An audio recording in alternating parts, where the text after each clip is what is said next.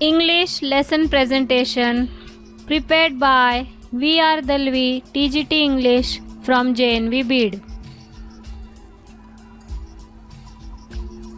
Before we begin our lesson, I would like to tell you the objectives of this lesson. To help the pupils to recite the poetry in a proper way. To develop power of appreciation of the students. To help the students to comprehend the beauty of thought and imagination. To enable the students to comprehend and delight the rhyme and rhythm of the poem. Today we are going to enjoy a poem. The title of the poem is Where Do All the Teachers Go? For class 6th. This poem is written by Peter Dickson.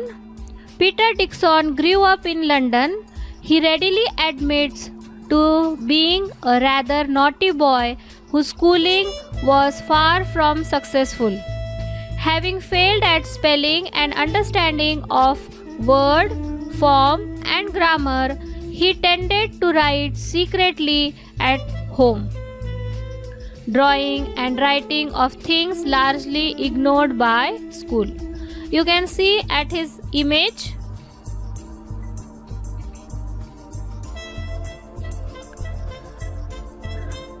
Something every learner wants to know. Where do all the teachers go? For a little child, a teacher is special person. It is difficult for a small child to think of his teacher as an ordinary person. Here is the first stanza of the poem. Where do all the teachers go when it's 4 o'clock? Do they live in houses and do they wash their socks? The child is having so many questions in his mind that what does the teacher do when he goes home? And does he live in house and wash his socks? Such questions are there in the mind of the child.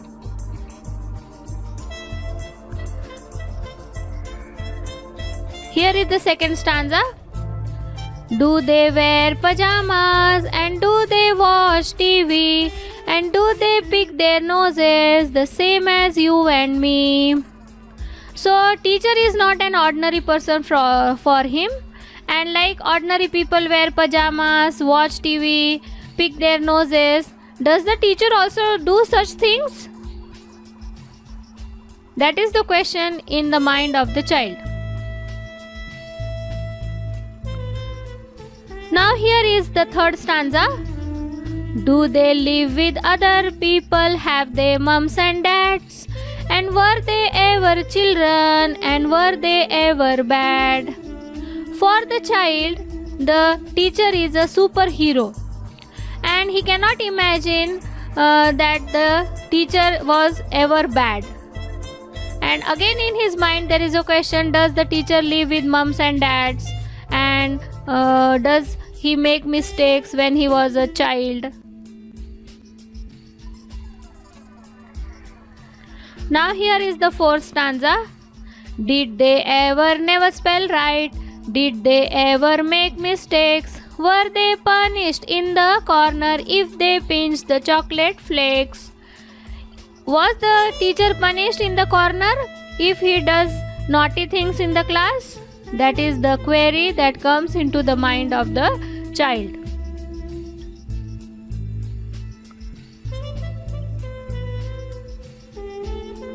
Now we are going to read the fifth stanza. Did they ever lose their handbooks? Did they ever leave their greens? Did they scribble on the desktops? Did they wear old dirty jeans? So like children don't like to eat green vegetables, and sometimes they may lose their handbooks or they may scribble on the desktops, and sometimes they wear old dirty jeans. All such things were done by the teacher or not? That is the question that comes into the mind of the child, and he is very much curious to know it. Now we are going to read the last stanza. I will follow one back home today. I will find out what they do. Then I will put it in a poem that they can read to you. So, to find out what the teachers do at home, actually, the child is making a plan and he is going to follow a teacher back home and he is going to find out what the teacher do at home, and then he is going to put it in a poem so that we all can read.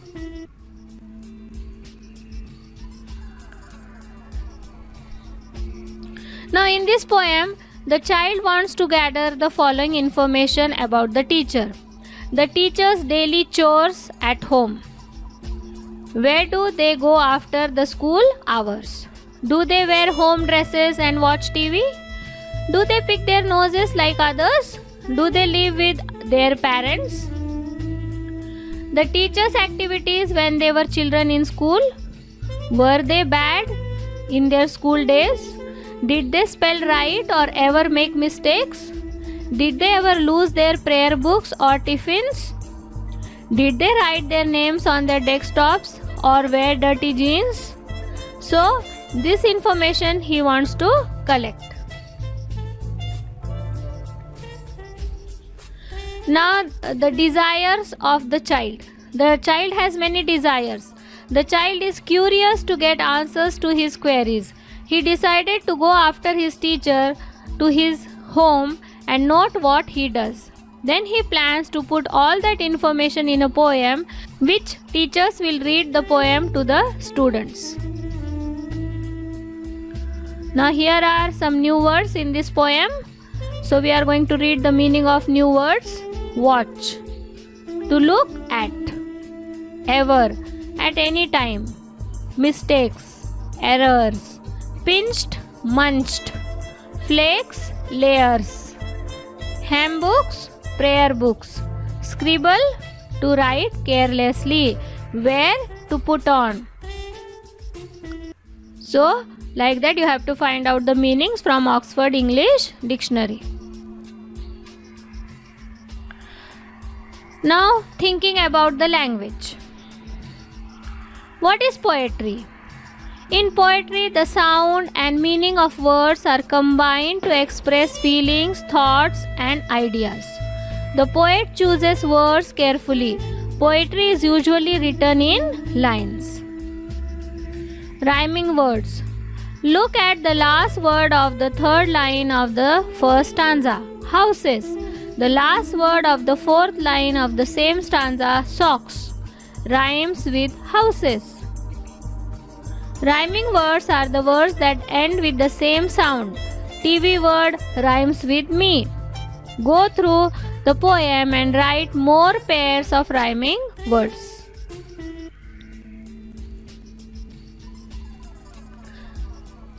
Now in poetry we use repetition. Repetition occurs when poets repeat same words, phrases or lines in a poem. Glance through the poem and note the following. Which line is repeated throughout the poem?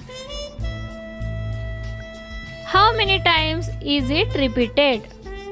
So you have to find out from the poem. Figure of speech. Figure of speech decorates the language. Figure of speech are tools that writer use to create images or paint pictures in your mind. Simile. A simile compares two things using the words like or as. For example, the same as you and me. The last word, the last of the second stanza.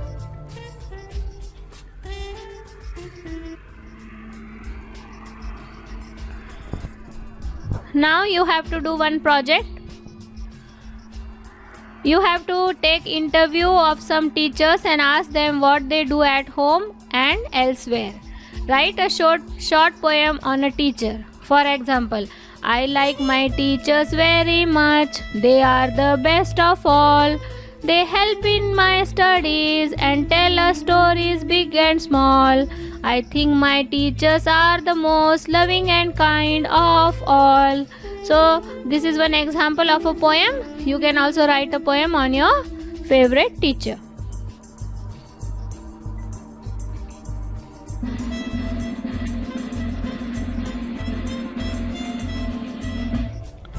Thank you for watching this video.